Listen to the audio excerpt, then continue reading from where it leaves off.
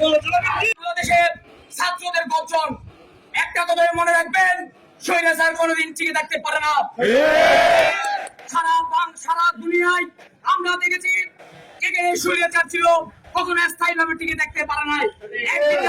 একদিন এই স্বৈরাচারকে তার গতি থেকে অবশ্যই নামতে হবে। আপনারা দেখেছেন এই সারা বাংলাদেশের সাধারণ শিক্ষার্থীর গণজোয়ার এবং গণগর্জন। বাংলার ছাত্র সমাজ যে সময় জেগে ওঠে সেই সময় কিন্তু কেউ ছাড় দেয় না, সেই কথা আপনারা মনে রাখবেন। পতন নয়, ওটা সংস্কার নয়, আমরা শেখ হাসিনাকে সংস্কার করে বাংলাদেশের গণতান্ত্রিক সরকার প্রতিষ্ঠার দাবিতে রাজপথে থাকবো ইনশাআল্লাহ। নেতৃত্বে এই শেখ রহমান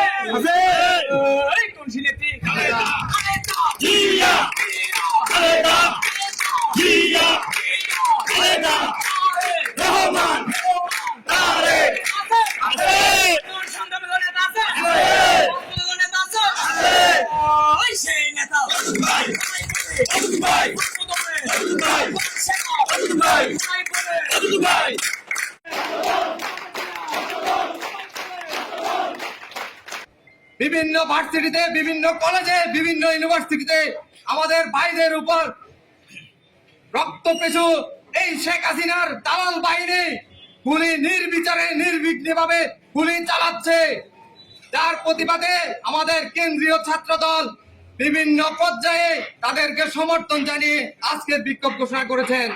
প্রিয় সংগ্রামী সাথী বন্ধুগণ, আমার কাছে শেখ হাসিনাকে নিয়ে মন্তব্য করতে, ওনাকে নিয়ে বক্তব্য